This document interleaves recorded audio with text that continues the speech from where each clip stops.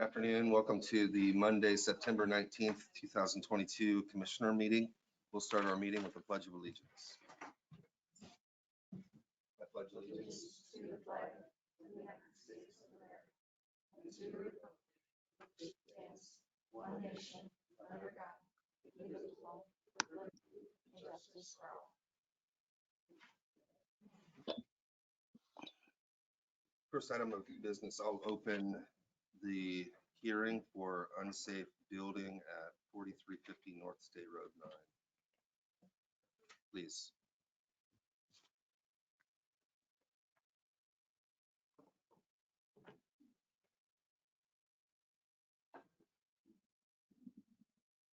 Craig Wagner, I'm a field inspector for Nathan Bilger, who's the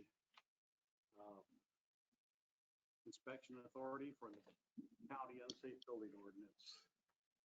I'm here today to ask for your information on the order that was written on this particular project. I believe we've got information on it. I got a couple photos if you're interested.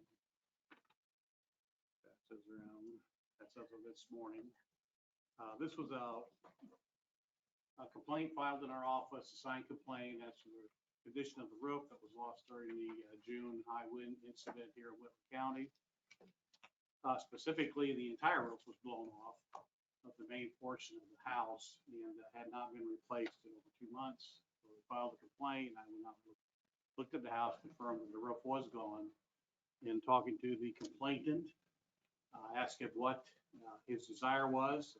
Normally we get older people, by telephone or mail, ask what their intent is. He said he'd like to see an order written, so it's done as soon as possible. That's why the order, something we don't normally do on a roof repair like this.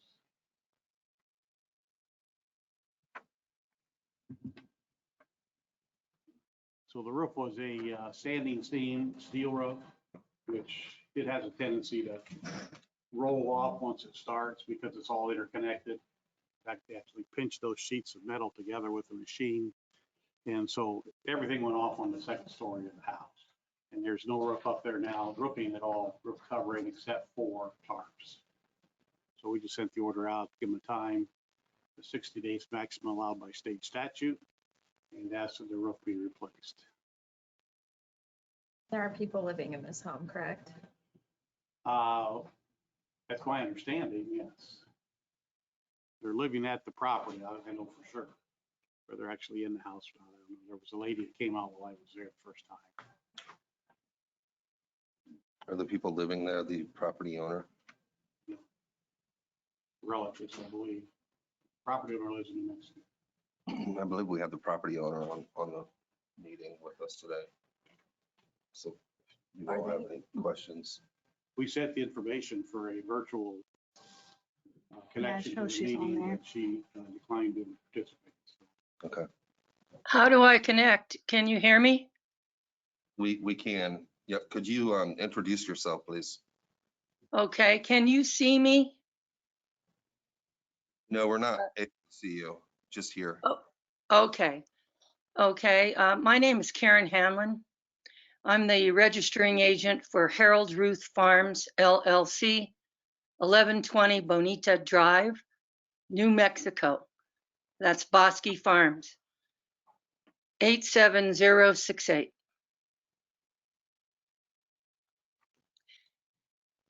Okay, thank you. Commissioners. May I ask a couple of questions regarding the protocol for this proceeding? And could I address the chair? Yep, please do. Yes. Okay. Which one of the commissioners does chair the authority? I'm Commissioner Banks. Okay, sir. We It's also have okay. It's my understanding that this hearing is a hearing to affirm the notice and the order by the Building and Planning Department. Is that correct, sir? Greg, is that correct? That's correct. Yes, that's correct. Yes. And my question also was, how many votes are there And is it only the 3 commissioners that are voting? Yes, there are 3 votes, and it's the 3 commissioners who are voting. And you commissioners are elected officials? Yes, that's correct. Okay.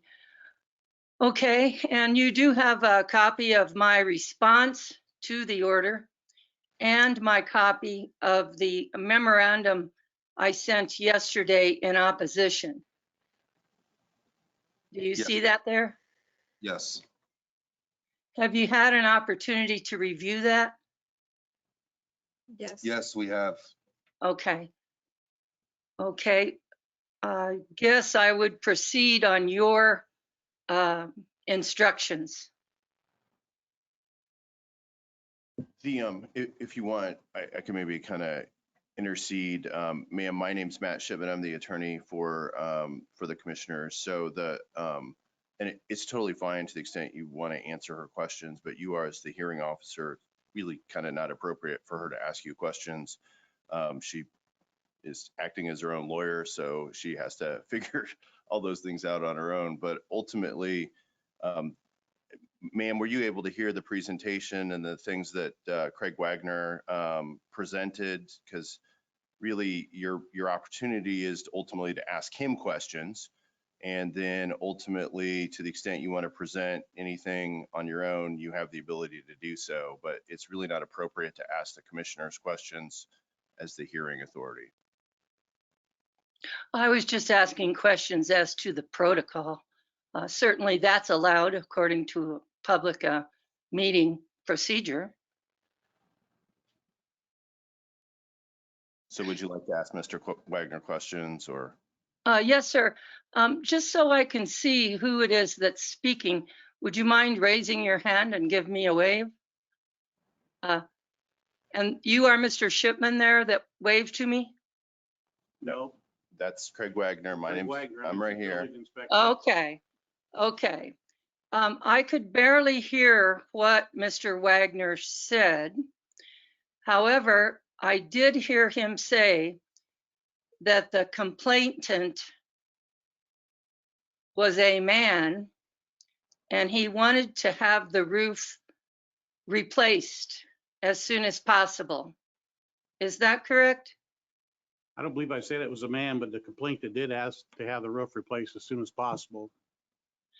Okay. Mr. Wagner, do you know the complainant? Have you ever been in a room with him or had a conversation with him other than your visit to the property? No, not that I'm aware of. Okay. And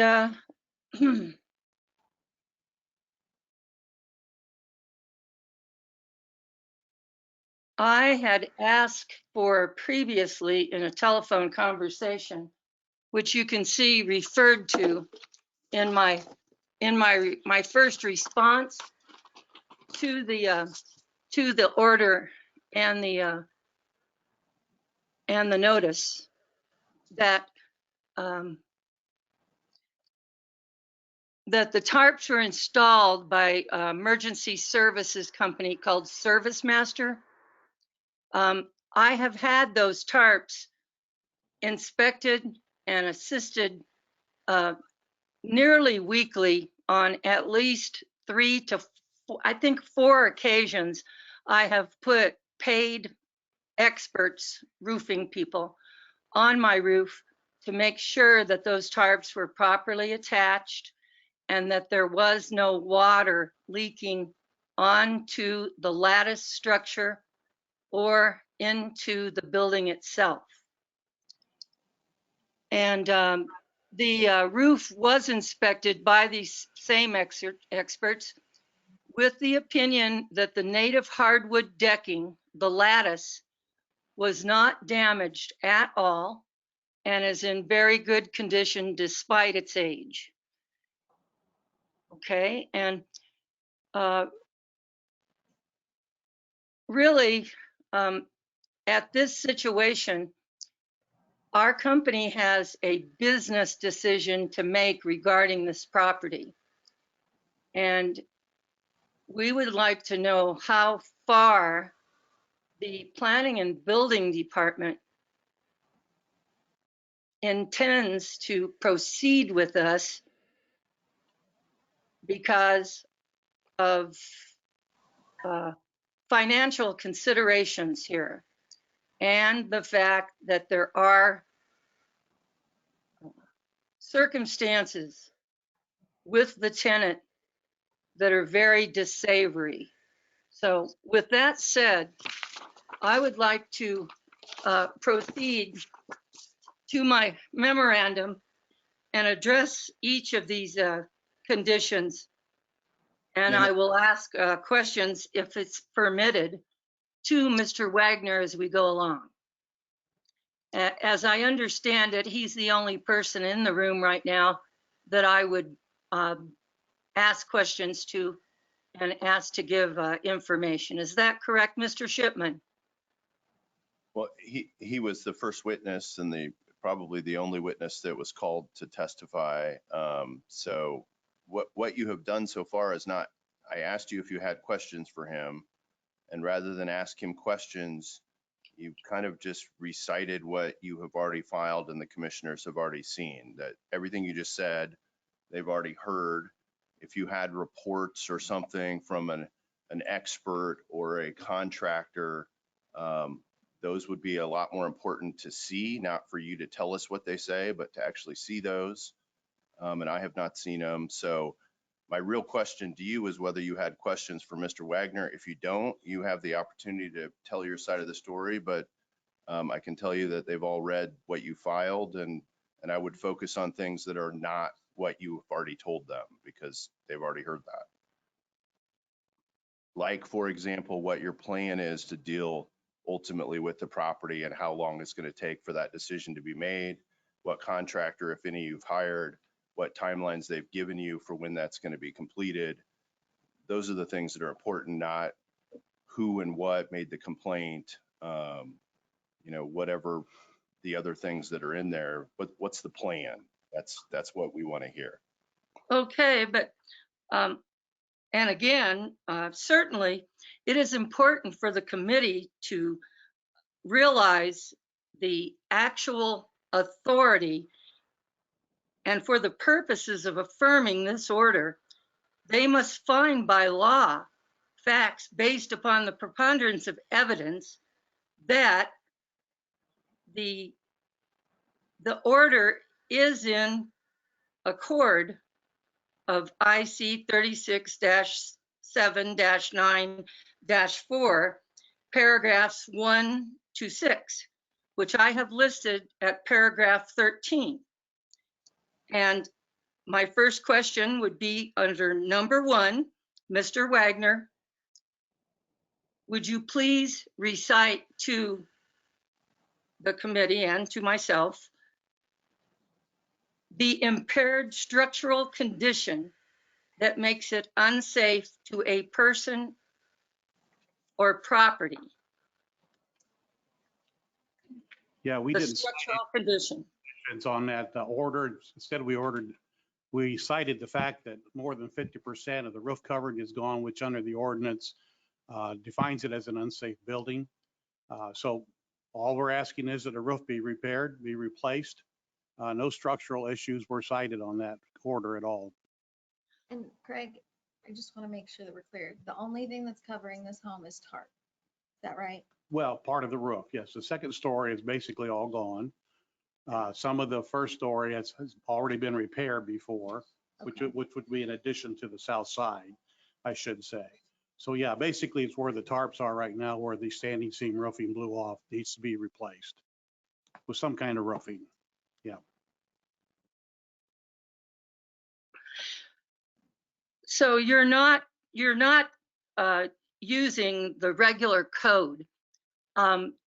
You had mentioned in your Mr. Wagner, you had mentioned in your notice, and I believe it's in the notice. Yes, you noticed me that I was in non-compliance with Whitley County unsafe building ordinance because of the condition of the roof, which is not of my choice, specifically section K and section N. Now, I've checked with the county recorder and the clerk, and I can't find anywhere where the Columbia City, Whitley County unsafe building ordinance is registered or listed.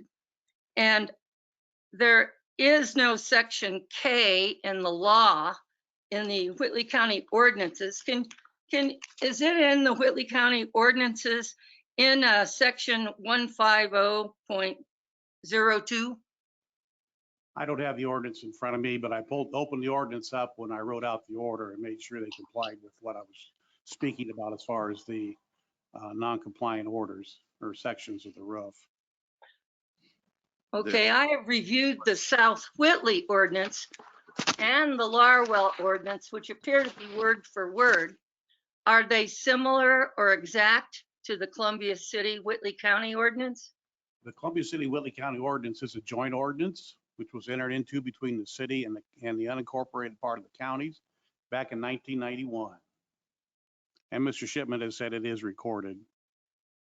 Was recorded on January or July 1st of 1991. Well, there's no record of it with the recorder's office or the clerk's office. And there is no section K in the regular building ordinance or section N. Can you tell us what that section is? What those sections say? I have the ordinance in front of me, but one of them is, I'm sure it's less than 50% of the roofing or other cladding of the building not in place, which allows the weather to enter the building and damage it. The other would be the fact that the building does not comply with all of the building requirements for the Whitley County's building ordinance, which of course requires a roof which is compliant and weatherproof.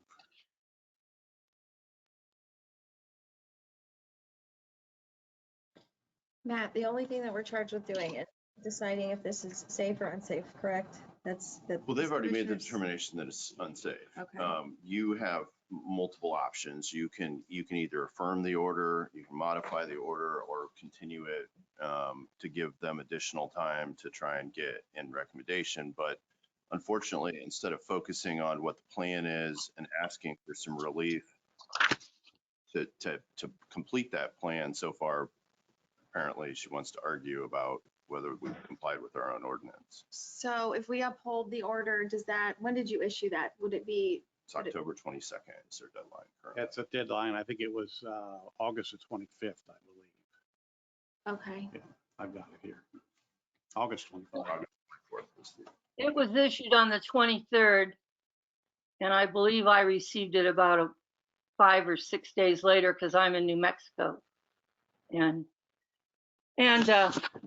what I was going to say is that according to the strict reading of the ordinance, my building is not in an unsafe condition. So right now we're ignoring the statute and the ordinance and the wording of the statute and the ordinance. And we are going to deem my building as unsafe based upon Mr. Wagner's opinion that it's unsafe. Is that correct? That's incorrect. I'd like to read Okay, 5 from the ordinance, all buildings or portions thereof within Columbia City and or the county of Whitley, which are determined after inspection by the department to be unsafe and as defined in this ordinance are hereby declared to be a public nuisance and shall be abated by repair, rehabilitation, demolition or removal.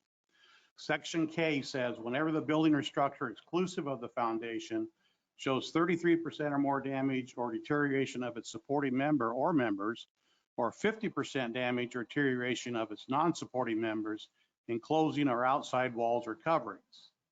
And states whenever any building or structure which, whether or not erected in accordance with all applicable laws, has in any non-supporting part, member or portion less than 50%, or in any supporting part, member or portion less than 66% of the strength, fire resisting qualities, or characteristics or weather resisting qualities or characteristics required by law in the case of a newly constructed building like area, height, and occupancy of the same location. Those are the two sections that I cited after noticing that when I was on the site that the building did not have a roof. Okay, but under any conditions, you did not see any structural damage to the building. Is that correct? I did not cite anything to the structural part of the building, only the covering, roof covering.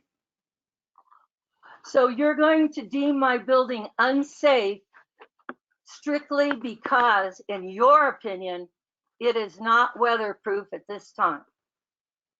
I'm citing that because the ordinance requires it. Right now, there is no code compliant roofing material on the roof. There's temporary roofing, and that's fine until the permanent roof is installed. Nobody complained about the tarp other than the fact that it's not considered roofing by the building code. So I'd like to ask, do you have a plan in place to replace the roof? We're considering demolishing the house because of this notice and order. And we would like to have time to make those considerations. We were actually in negotiations for the sale of the property when the storm happened. And the parties that we were negotiating with were going to demo the house. They were going to demolish the house. And that was the interest of our potential buyer. Now, of course, it hasn't really changed with the roof being missing as far as the value that our potential buyer was looking at. But our considerations are that we don't want to spend that kind of money and then a couple of months later go ahead and have somebody come in and demolish the house.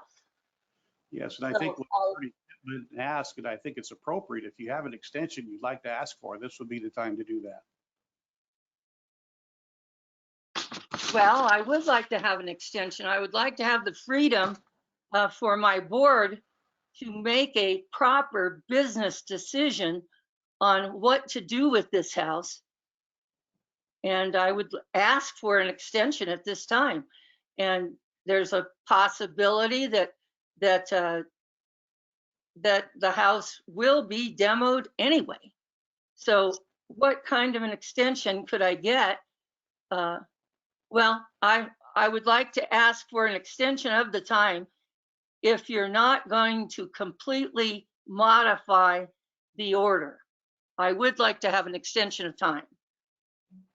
Okay, well, it's up to the board, the hearing authority, to affirm the order or not. The extension of time, they would need some kind of a date for them to consider that decision. Okay. If our board chooses to demolish the house instead of repairing it, what would be the time on that? We can't do that. Ma'am, that's up to you to ask for an extension and a time. We are not familiar with the consideration of your board or the actual condition of the entire house. We only address the roof coverage. So if you have a time that you'd like to ask for, I suggest you go ahead and ask the hearing authority at this time for that extension.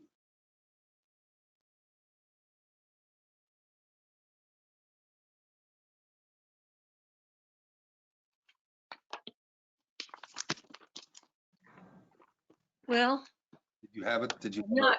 I'm not really finished.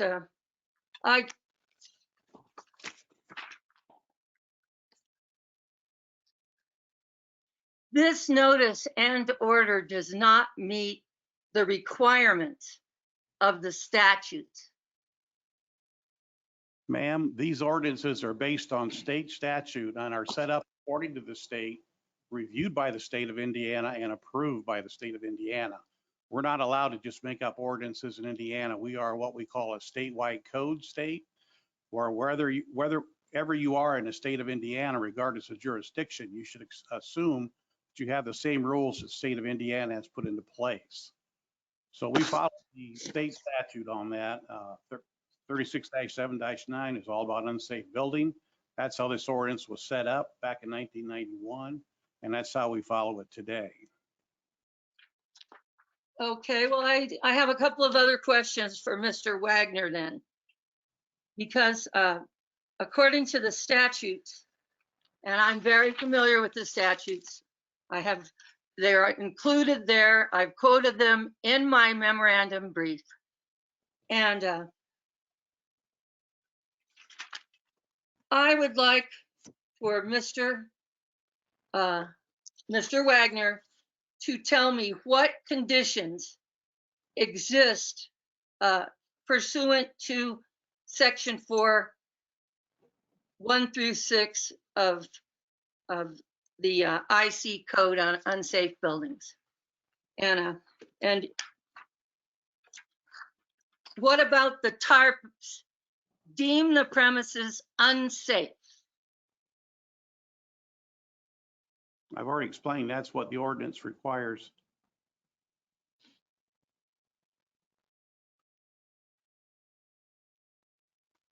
But this is a hearing of a board to Needs- deem any the of the- dwelling unsafe.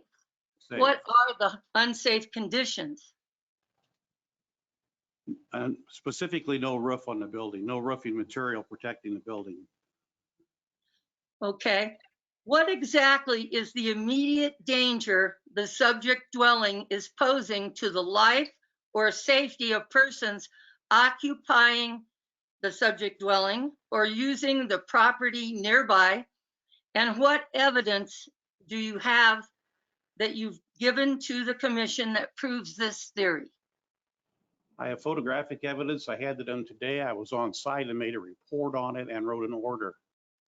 Those are my conditions and the evidence that I have. Now, you say immediate? I don't believe I ever said it was an immediate problem. I just said it needs to be repaired to meet and come in compliance with the county unsafe building ordinance, which requires a roof to be covered with code compliant roofing material. Okay. And then you have all this information you've presented to the board. I have requested from your department to have that information so I can review it prior to this hearing. All I was sent was a redacted copy of the complaint form. And I was not given these reports, even though they were specifically requested more than 2 weeks ago. Yes, and I didn't have any photographs at that time. I took those photographs this morning. And the report, the written report that you've submitted to the commission? Ma'am, are there Yes. tenants living in this home? As far as I know, they are not living in the home. They may be using the water in the roofed portion of the home. Okay, so I think that Mr. Wagner's made it clear that the home is in violation. You indicated that back in June, you were trying to make a business decision whether to demolish it or I guess repair it. At this point, it's September. Winter is coming upon us.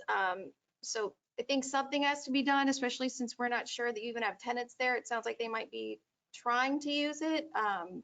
You said they're using the water. So that's just very concerning. And I think we should uphold it. I really do. That's a danger that if we give her until mid-October, by that point, it's going to be getting cold. Yeah, again, we'll ask, do you have a date in mind for an extension?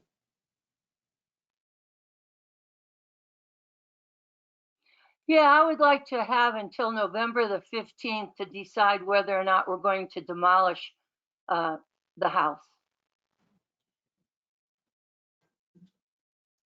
I think my only concern with that is if we wait till November and then you decide at that point it's going to be snowing, and then you may have people living in there and you're not sure. No, the property is going to be vacated. In fact, we will be serving notice to the people that are living there that they will have to vacate. So they'll be long gone by then.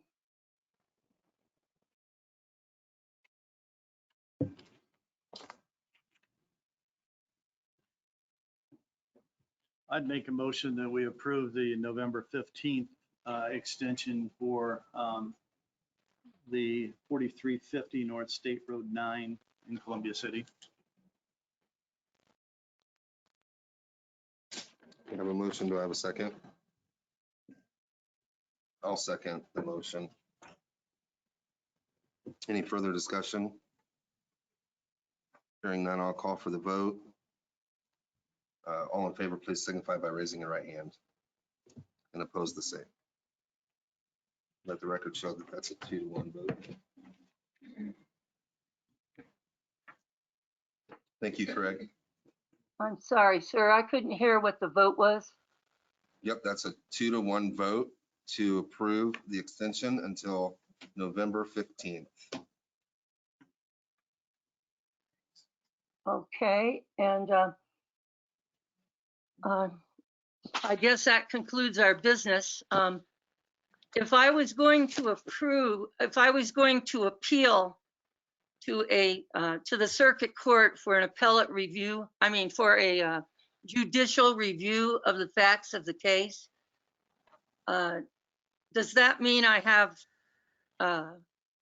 10 days from now? Ma'am, you need to hire your own lawyer to ask your legal questions. I'm not going to provide you legal advice. Okay, well then I'll just go ahead and appeal your order because I think it's unlawful.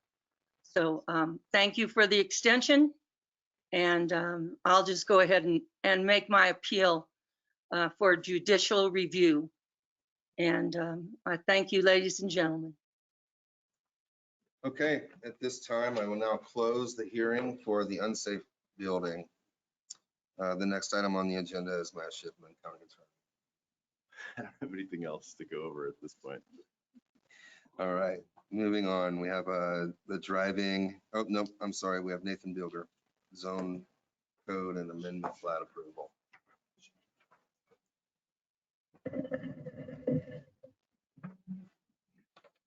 I'll take the plat approval first, since that's, of course, a little quicker. This is a replat up on Crescent Avenue. What they're doing, what the property owner is doing is combining 3 different parcels, one of which they recently acquired through Plat title. And then they had 2 previous existing parcels. So they're just combining them all as one platted lot.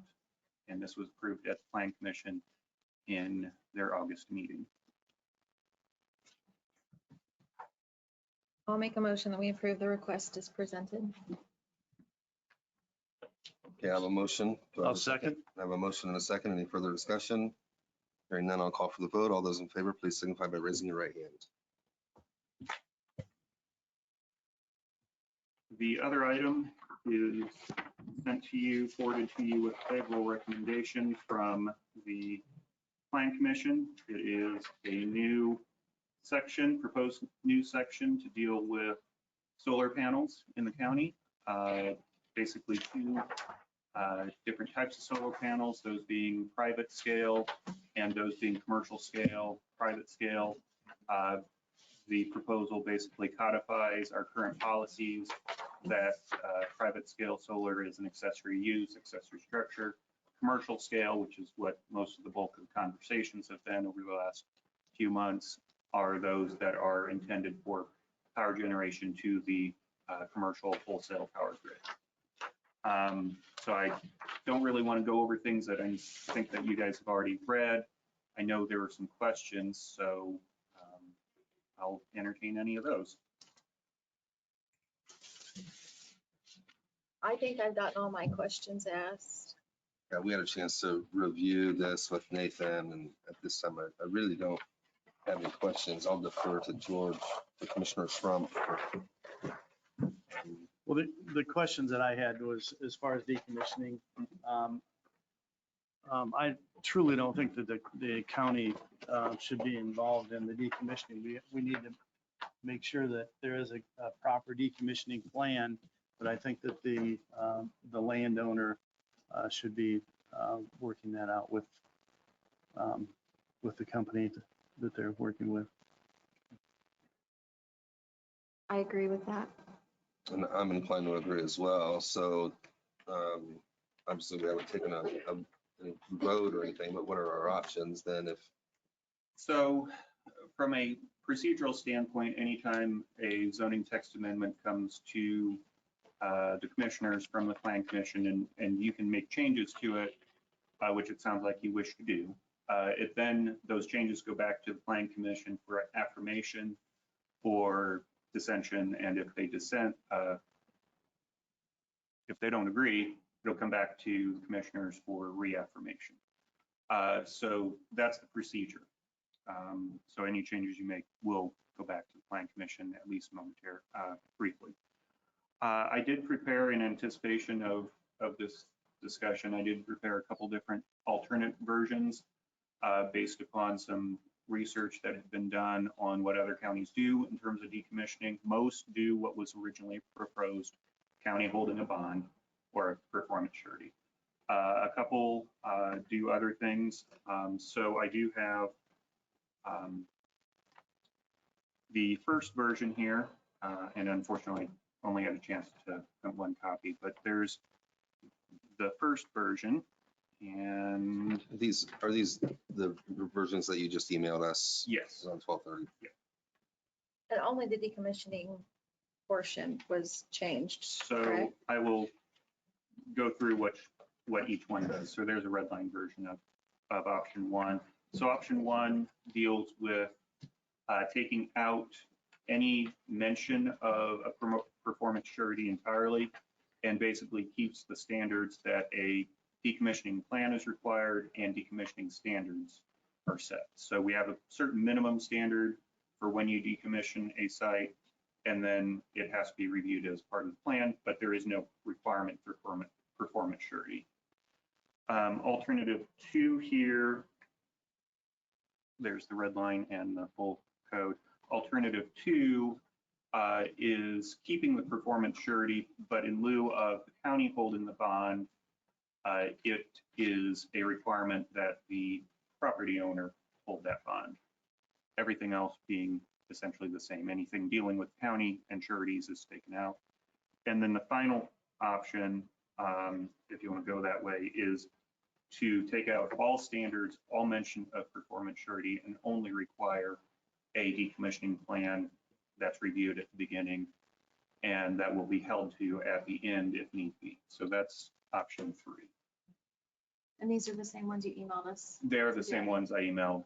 The stapled copies are the whole text put together, but the red line are just the changed parts.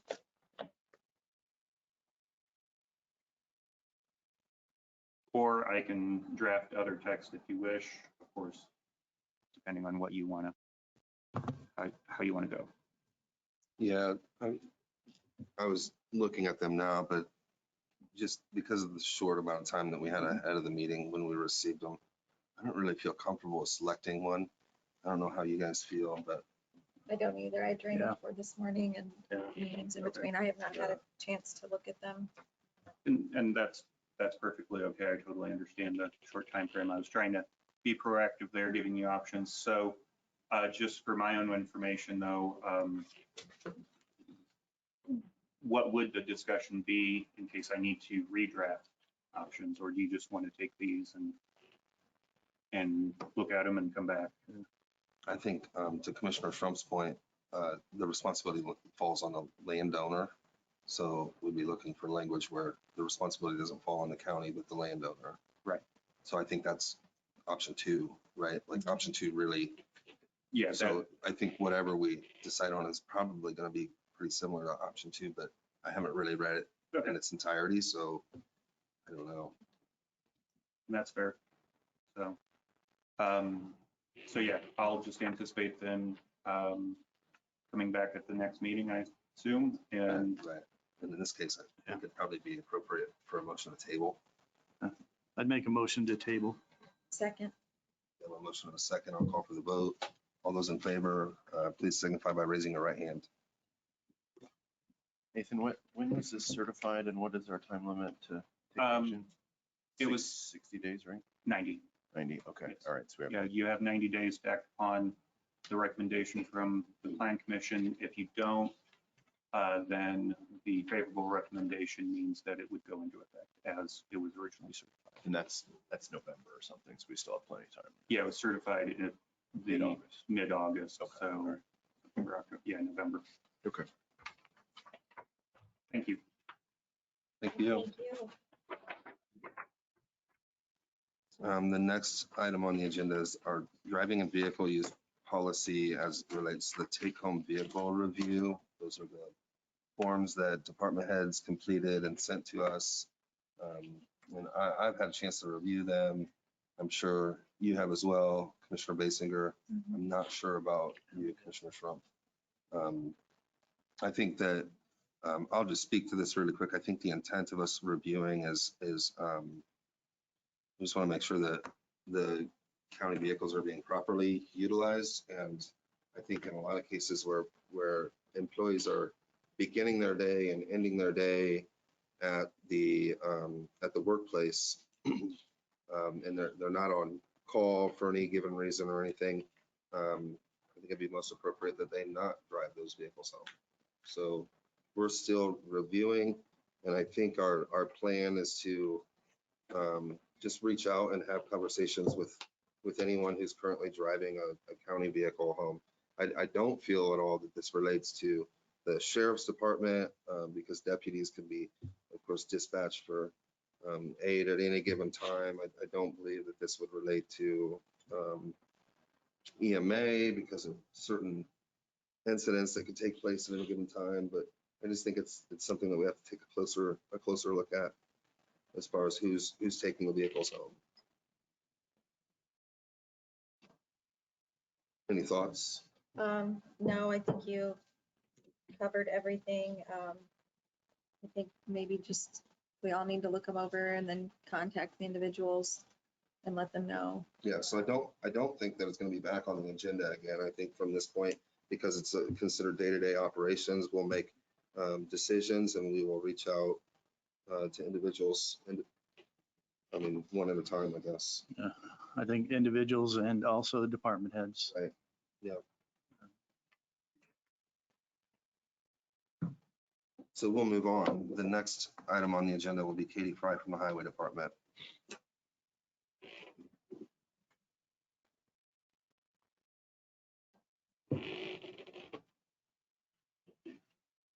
Morning.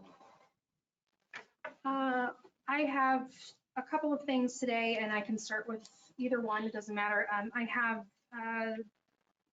kind of just a general departmental update for you all, since we haven't done that in quite some time. And then I also have something that I wanted to present to you, which I have kind of already spoken about in reference to the improvements that we made for drainage in our parking lot, and kind of the things that we came across and some additional improvements that need addressed within the building. So I can do either of those first, or if you don't care, either way. No, let me just start with the update. Okay. So just in general, as for the update for our department, we successfully completed our chip and seal of almost 50 miles this year. We completed that on August 26th. Process went very well, really happy with everything. As far as the pricing, we were looking at about $10,000 a mile in 2021, and this year it was costing us around $13,000 a mile to chip and seal. And that is for material only. That is not for fuel, equipment, or individual payroll purposes. Niblock for our community crossings, they started paving at the end of August. We have 10 miles that we are working on. We've collaborated with both the city of Columbia City and Larwell with some interlocal agreements as part of our paving project. I would say they're probably about halfway done with that. So that's moving along really nicely. They're doing a great job with that too. The building investments that we've made, we were granted permission to have the drainage improvements done in the parking area, which looks really nice. We're having successful drainage is what I would call it. We don't have flooding in our building any longer. Also very, very appreciative to our maintenance department. They've been incredibly helpful with doing some updating, investing in the interior of the building to make sure that it's a suitable work environment for our workers and providing different amenities that are considered necessities. So we really, really appreciate that too. They're also helping us to update some things as far as LED lighting and things of that nature to help kind of keep the other costs down that are long-term maintenance. We've recently hired a new head mechanic. His name is Bradley Ottinger. He's a graduate of Lincoln Tech Institute, and he is a certified automotive diesel mechanic. He has a lot of different trainings. He has a lot of really great things, and we've seen some good things come forward. Mr. Shipman has announced his retirement from the county, and his last day is tomorrow. He has decided to retire with the county, and then he's looking at an alternate position to continue to benefit from retirement and an additional pay. As far as our budgets go, even though we are challenged with inflation and different prices, we're actually doing pretty well. The only thing that we may end up being a little bit strapped on is our fuel, but that kind of is something that we've been watching. Our average price this year per gallon has been about $3.93 a gallon, but that's average price. So we're paying historically, like everyone else, a lot more at the plate or a lot more at the pump. I had spoke to the auditor actually at one point about this next item, and we are going to hopefully be coming up with a formal ordinance for buggy plates and registration. We were not able to find anything on record, on file for anything formally addressing that. So we're going to hopefully be coming up with an ordinance to bring to you in the near future that kind of sets all that down. And we can have people refer to it, and it actually will be something that's on record for the county. Annual bids are coming up. I have submitted that to the agenda for one of the upcoming meetings that will have the bid notice approved for that. So I did give that to the auditor as well. And we are currently working on our 2023 items as far as the necessary equipment purchases and things that we'll be addressing with community crossings and our paving and all of that. We did receive an update from Selking about the tandems that we had bid out in 2021. We are on track, so they say, to have those be built or started to be built at the end of this month. So we can anticipate having those to W. Jones hopefully by the end of October, and I wouldn't expect to see them before December, maybe January, but we'll see with that. But we had an additional surcharge that was charged, so the original purchase price went up by $11,000. So that's kind of one of the things that we just kind of have to grin and bear it with that. Is that 11,000 total or for 11,000 for total. each? It was $5,500 per unit, and we have two. On the item of the burn piles that we still have at Northern Heights, we have been consistently trying to communicate with the different agencies on what we are going to do with those. We are still on board with the Thorn Creek Fire Department to hopefully conduct a controlled burn of that. I spoke to Attorney Shipman, and they have requested kind of a, what was this phrase that you used? Like a waiver. Yeah. They don't want to get sued for our fire. Yeah, they're just looking for a waiver, and then we also have an application that I submitted to IDEM recently that just gives us approval formally for the control burn as well on the environmental side. But the only other alternative that we have is to pay a lot of money to have somebody come in and grind it and remove it. We have not had the formal quote from Bushings yet, but they were out on site and measured the piles, and we're going to get back with us. But previous quotes that they gave us were anywhere from $30,000 to $40,000 for sizes of what we have there. So we're hoping that the item thing comes through, which really I don't know that we're going to have any issues with that. I did formally submit our Safe Streets for All grants on September 9th, so that I received confirmation that was formally submitted, and we should be hopefully hearing back from that before too long, that we, cross your fingers, did receive that grant. And then the last thing that I do have as far as major projects is we are working with USI and Asphalt Materials and have put together a proposal for improvements to Lincoln Way West. Lincoln Way West is well, actually all of Lincoln Way is an old NDOT road. So it's concrete underneath, and then there's pavement over top of that. There is not really any shoulder to it. There's a bunch of different kind of safety concerns with that road as far as the amount of travel that's on it, the speed that's on it. So we're looking at it kind of as a whole, hoping to have a study done for the entire 10 miles and then applying for federal aid to address 5 miles at a time for improvement. The method of improvement will be part of the decision that comes from the study that we're hoping to have done. I do have Beth here if you guys have any specific questions, but I plan on bringing this formally to the commissioners with the proposal next, or I guess it's October 3rd, and then hopefully taking it with the council on the 4th. But we would be submitting an authorization to proceed, which would then change the money that we have for, I guess, our maximum to USI, but the highway department would have that in our funding. So we wouldn't be asking for additional funding. It would just be permission to modify that agreement. But that is kind of a very large project in a very small nutshell. So if you have any questions pertaining to that, I would be happy to answer them today. Beth is available today. Or if you want to address that after you've had time to review the information that I'll submit prior to next month's meeting, I can do that as well. Do you know when you will hear back about that grant for the safe streets? The closing was just on the 15th. And since it's federal funds, I think it's, yeah, I think Okay. December-ish, hopefully we'll be able to hear.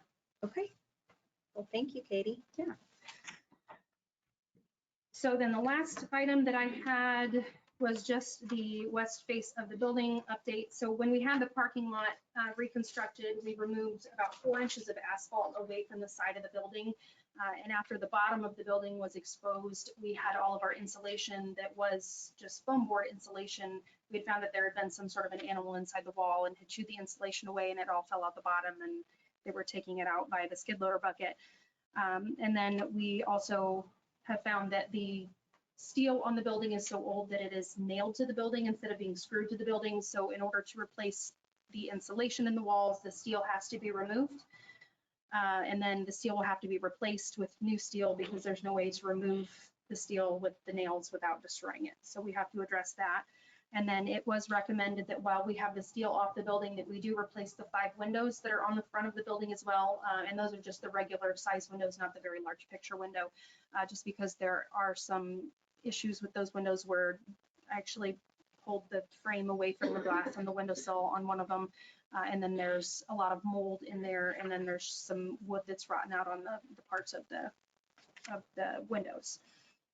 So we did obtain a couple of different quotes from 3 different construction companies. And the price that they gave us, which is for labor and materials of replacing all of the metal on the west exterior face of the building and vestibule, replace 5 windows, replace the gutters on the vestibule, install insulation, trim for the metal siding, and then to replace some rotten boards that are at the base of the building. So there are 3 different bids there. We had one that is $24,150. The second bid that we received is $19,300. And the third is $17,420. And if you have any questions pertaining to any of those, I would be happy to oblige. When that was exposed, you had members of council come view it, right? And they That's correct. had told me that they were obviously in favor of whatever we needed to do to get it done. I'm not really sure where they would want us to pay for it from. But I think that Kim Cap is fairly healthy. If you agree. Yes.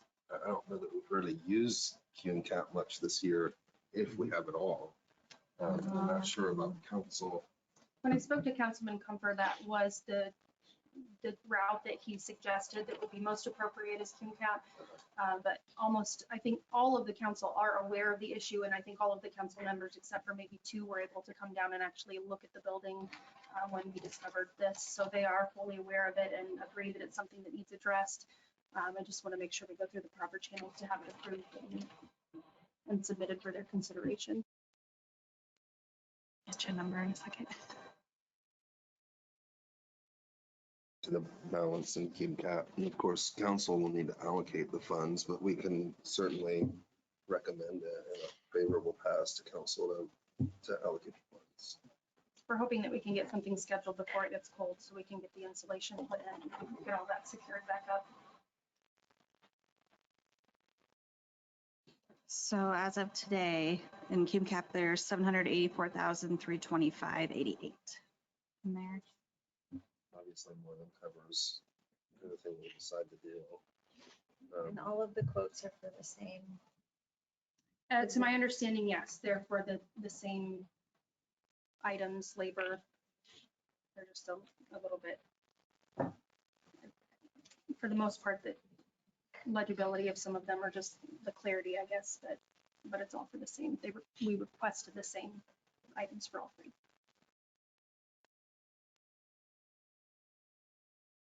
So I'll make a moving forward. Go ahead. motion for a favorable pass for the funds to be taken out of Cume Cap. Yeah, I have a motion Second. and I have a second. Any further discussion? Hearing none, I'll call for the vote. All those in favor, please signify by raising your right hand.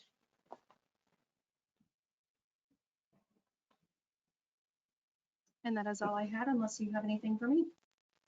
Nope, just want to confirm then that will be on council's agenda for their next meeting. Thank you, Katie. Thank you very much.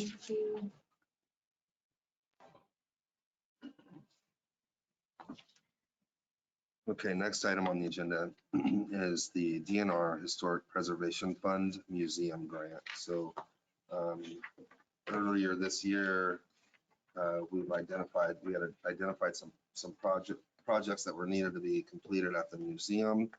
And we did allocate funds that would cover what we thought would cover, right, Mark, the expense. And then I think it was Cami Hippenhammer who identified a grant opportunity through DNR that we would be eligible for.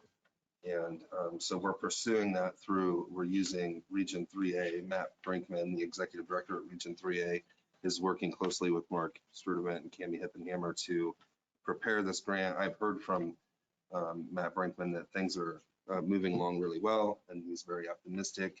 The grant would be for $50,000, so it would lighten our burden. We allocated $104,000, so nearly half of it could be covered by grant. There are some things that we have to do for this grant submission. First is a statement of understanding form for Historic Preservation Fund subgrants. And this is something that just would require one signature.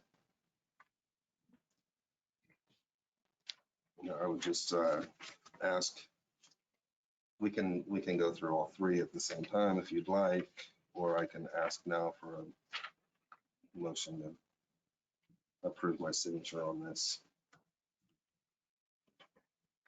I'll make a motion allowing you to sign as chair. Second. Okay, I have a motion and a second. Any further discussion? Hearing none, I'll call for the vote. All those in favor, please signify by raising your right hand. Do you know when that work will be done on the museum? If we get the grant? We're moving forward. Mark, would you mind just coming forward and talking a little bit about that? Because I think we're moving forward on the project in hopes, that obviously we'll get the funds from DNR, but either way, they have to be Yeah. completed. So Mark Starter with Maintenance Director, Whitley County. Yeah, I've got the draft outline of what the scope of work that we're gonna be doing. I'm waiting on an estimate from the roofer on the slate shingles. There's a specific, excuse me, work that's gonna have to be done there. So I'm trying to get a number from him to see what we're looking at. And then we're gonna need to follow the lead abatement procedures on the paint. So I'm getting a number for that also. Once I get those two things done, I can provided a more accurate number to the scope of work. And I believe, unless there's something else I've missed, that's what's on my table for this project. Thanks, Mark. Thank you. Mark, I got a quick question for you. We did have that painted before, and I think the lead was sealed. And so are they gonna have to take the lead paint off this time, or put a lead? Yeah, because the building has started peeling again, it's down to some of the paint that's peeled off is down to the bare wood, which exposed the lead paint again. So, yeah, once you scrape that down and encapsulate it, you only have until a freeze thaw cycle before you have to do it again. Thank you. So then the next form is a matching share form. It just shows that we've allocated 104,000. And this would also require a signature from the chairman. And the last form is a covenant acknowledgement form. Can I put you on the spot here and ask for just a quick review on that covenant? Yeah. Because since we're applying for 50,000, it would be that middle option, the 10-year covenant. Okay. The other thing I was going to tell you guys is that that a lot of times these types of grants will not fund if you've already done the work. So before you get too far down the road, make sure that you can even get the money if you've already done the work, because most of the time you can't. Mark's nodding his head yes and giving me the thumbs up, so I think that's on his radar. Okay, good. Yeah, I would hate for you to do all the work and then they tell you get rejected because it's already done.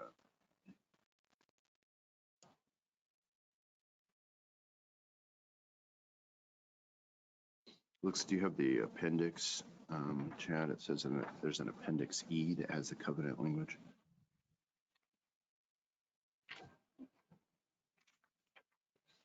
I don't have an appendix.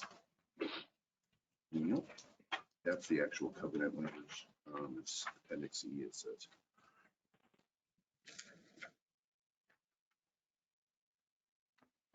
This is just an acknowledgement that you're okay with whatever's on exhibit E.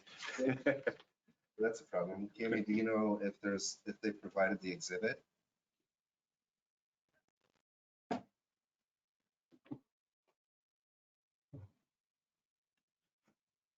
It's probably, normally what they do is it's like they have an interest in the property for the period of time that kind of matches the funding.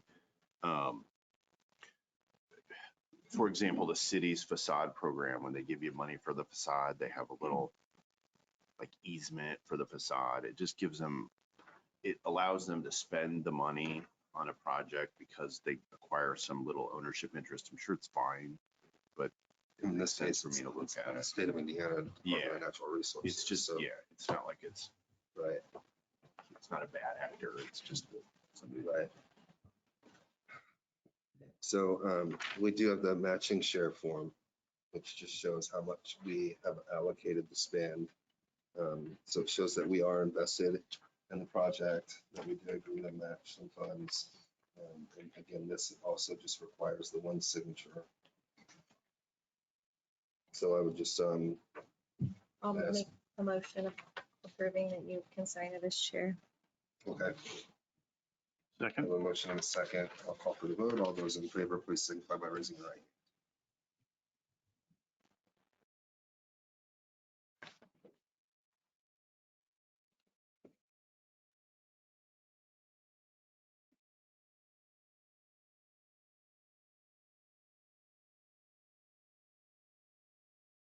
And then we can move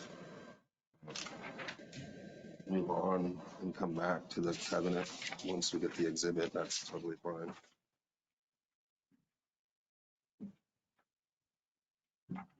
Those two are done, we just have the covenant.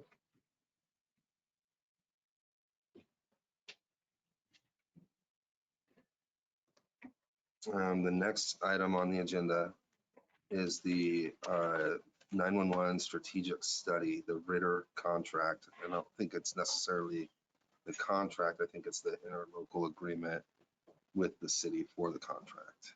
Because I think the city has already approved the contract and then they prepared an interlocal agreement that would show the county's participation in that. We have that, we've had that for a while. We've had that interlocal agreement. And on the interlocal agreement, it just requires the one signature from the chairman if that's how we decide to move forward. I will say that I'm not in favor. I'm a no vote for this because I think that we've forgotten how much our dispatch center actually does and how great they do. And I fear that it would be a great mistake to let that go. The support that they provide to interlocal department, like our inter departments like probation, community corrections. I'm afraid that that would be lost if we were to merge.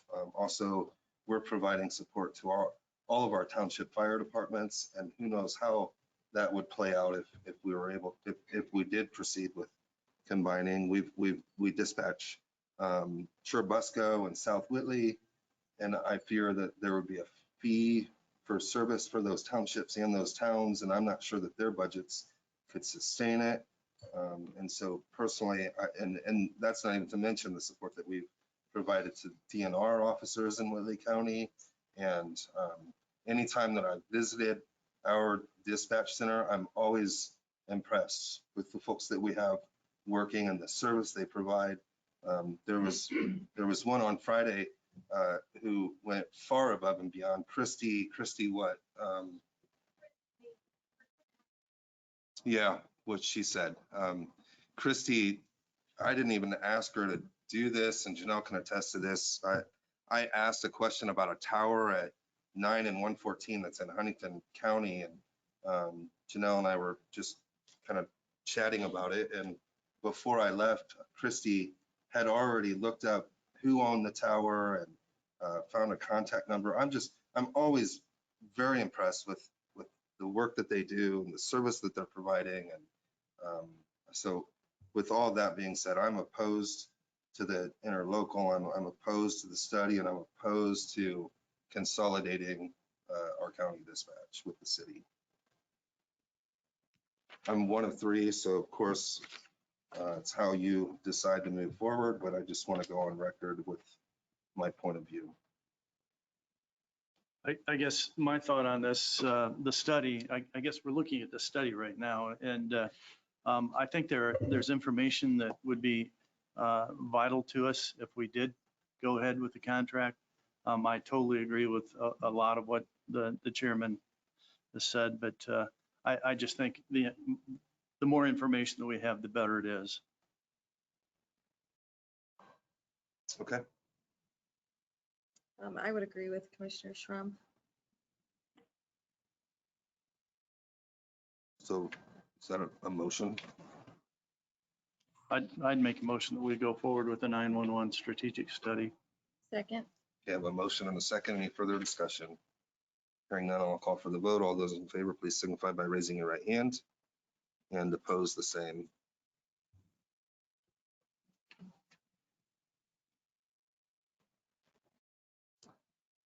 Are we able to move back to that? Yeah, so the only covenant we're making that I'm not sure of, because I'm not sure of what repairs we're making, it says that we agree to make no visual or structural alterations to the property without the prior written consent of the grantee.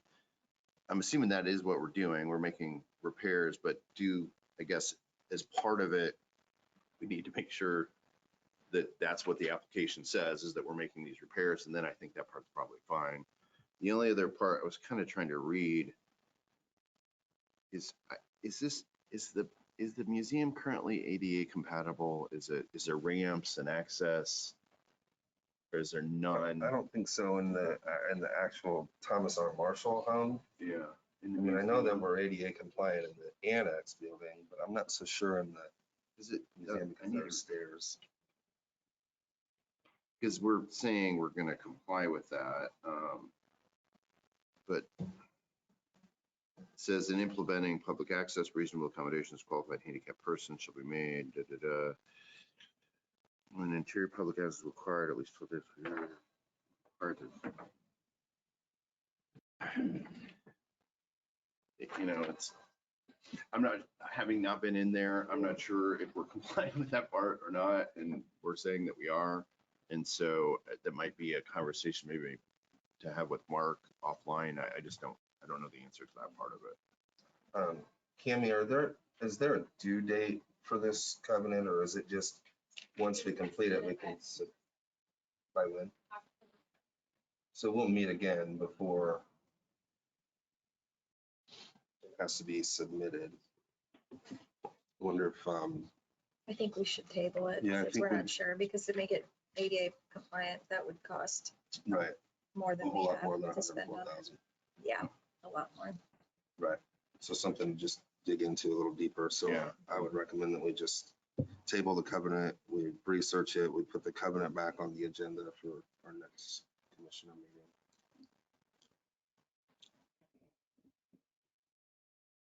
Want a formal motion for that? We can.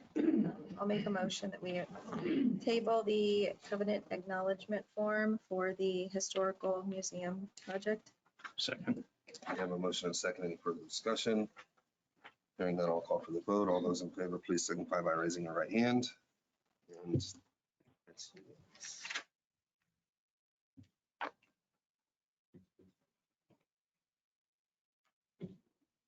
The next item on the agenda is payroll and accounts payable claims approval. I had a chance to take a look at payroll and accounts payable, and I'd like to motion that we approve the payroll. Second. I have a motion and a second to approve payroll. I'll call for the vote. All those in favor, please signify by raising your right hand. And accounts payable, I only had a question on the, some bills for a journey, but I think that's, we've got some issues there that we have to take care of, but I'd make a motion that we approve accounts payable. Second. I have a motion and a second. Any further discussion? I'll call for the vote. All those in favor, please signify by raising your right hand. That passes unanimously.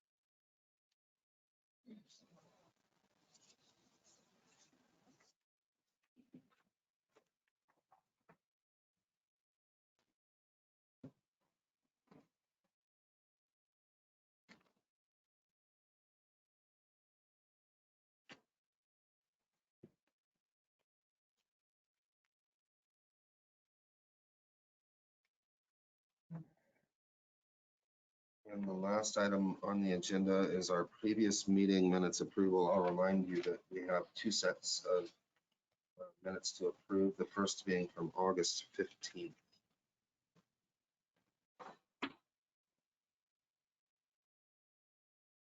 I'd make a motion that we approve the August 15th, 2022 Commissioner minutes. Second. I have a motion and a second. Any further discussion? Hearing none, I'll call for the vote. All those in favor, please signify by raising your right hand.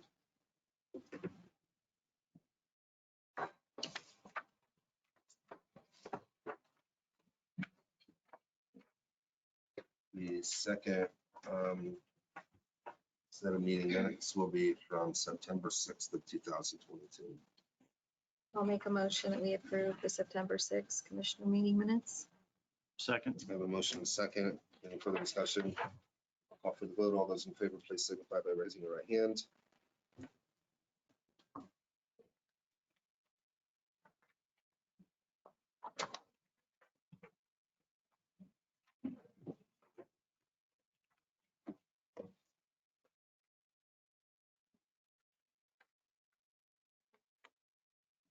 The next item on the agenda is a facilities request. This is from Lee Murgy. every year we do the community Christmas at the courthouse, around the square. And so they'll use the courthouse and the courthouse lawn for the community Christmas. And the date on this, the dates will be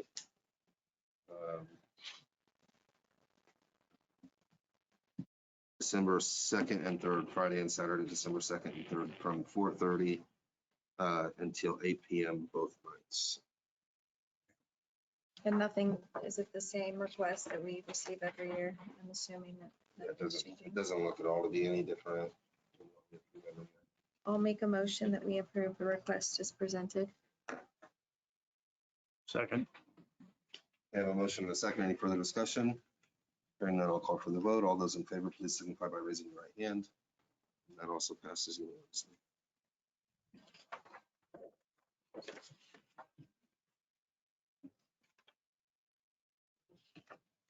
At this time, I'll open for public comment. Is there anyone in the audience today that would like to add anything to today's meeting? Please come forward, and if you could use the microphone, that'd be really great, and state your name and introduce yourself. Hi, my name is Sarah Haig, and I have attended the last two council meetings, and this is in regards to the Surf Internet presentation that came up in early August. And at September's meeting, I learned that the appropriate channel for that presentation was then to come back and come to the commissioners for the generation of a proposal and an ordinance. And so my question is, I would like an update from the commissioners regarding the status, the expected timeline, and the milestones for what that process looks like before the Surf Internet topic goes back to the county council. So, do you care if I speak Yeah, to go that? ahead. So I actually have a meeting with our attorney on Wednesday. We've already talked about the ARPA dollars in depth. The only change that should be expected is we don't know what we're going to do with the old jail. So all of that money that we allocated to retrofit it will just go into an infrastructure bucket. We will have to amend the ordinance anytime that it changes. Of course, we don't know where all of the money's going, so I would expect to see it amended multiple times. So that will be at our next meeting, and then that will be before the council meeting. I'm going to assume that it will then be presented to council, and they may table it. My guess is that they probably will, because that'll be the first time they've seen it, even though we've talked about it multiple times. I would expect that they will table that until their November meeting. So you will see that on our next agenda. Thank you, I appreciate it. Yep, thank you. Is there anyone else from the public? Yes, ma'am.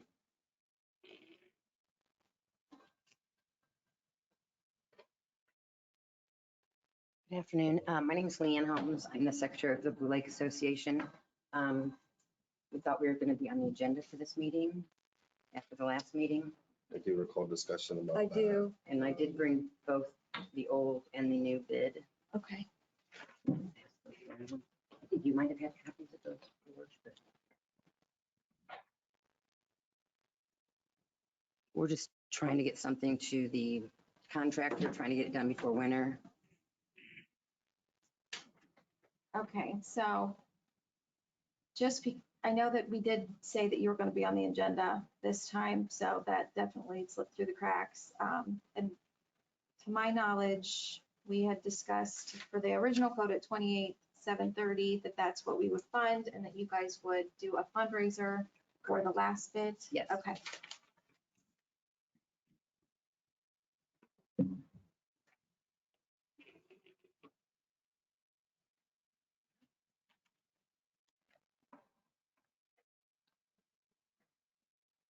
And we had agreed that that money would come out of the ARPA funds. So you'll see that in the ordinance. Okay.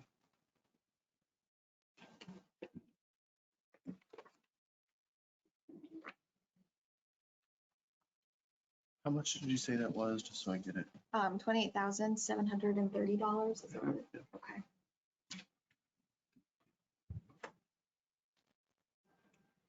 I believe the contractor is looking for, I think, like a letter of intent or something and didn't know how they should bill it, to the association, to you guys, how this all works. I think it would probably be appropriate after we talk about the ARPA ordinance and pass it, that would be suffice unless we Right, need. yeah, I mean, at this another time, letter. we couldn't do that because no funds have been approved. We haven't taken any official vote on this. And so we couldn't do any kind of a letter to the contractor pledging money. Mhm. Okay. And I think it'd be most appropriate just to put that, if we're going to use ARPA dollars, then put that in the ARPA ordinance, and then assuming that passes, then we can certainly do something. When are you guys wanting to get that work done? Just out of curiosity. I know you guys have kind of. I would say most piers and docks and boats will be coming out by like mid-October. So possibly by like the end of October would be a good time, in case there's some fluctuation in the water levels. Okay. Thank you. I apologize for. That's okay. So not we'll being just on the hear back from you agenda. guys then. Okay. I appreciate your time. Is there anyone else from the public? Matt, anything to add? No, I did look at and continuing to read this covenant. It seems like there's maybe some workarounds that Kim and I can talk about that and call down to the state and see what their suggestions are. So I think it just seems like we need to kind of work with them on a plan. Tiffany? Commissioner Schrumpf? Commissioner Basinger? Yes, we met with a potential candidate for planning commission this morning. His name's Jack Green.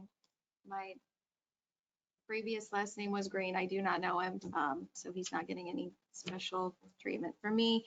He lives in Smith Township. He's lived here his whole life. So I don't know if you have anything that you'd like to add. No, I thought he was a great candidate and very willing to work with our planning commission and I guess I'd like to make a motion that we approve. Second, I have a motion and a second. I'll open up for discussion. I just have one question for Nathan Bilger. Have we vetted him out to make sure he's qualified and eligible? Yeah, he is a resident and the party in this case doesn't matter, but his voting record is. Okay. Okay, I have a motion and a second. Any further discussion? Hearing none, I'll call for the vote. All those in favor, please signify by raising your right hand. what was his name? Jack?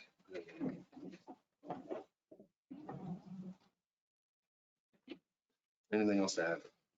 I have nothing. And I have nothing to add. At this time, I'll adjourn the meeting.